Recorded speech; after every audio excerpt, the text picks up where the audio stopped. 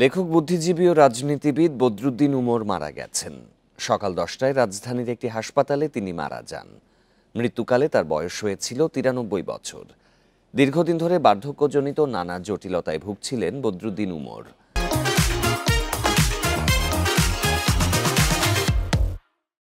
সকালে শারীরিক অবস্থার অবনতি হলে তাকে ঢাকায় বাংলাদেশ স্পেশালাইজড হাসপাতালে নিয়ে যাওয়া হয়।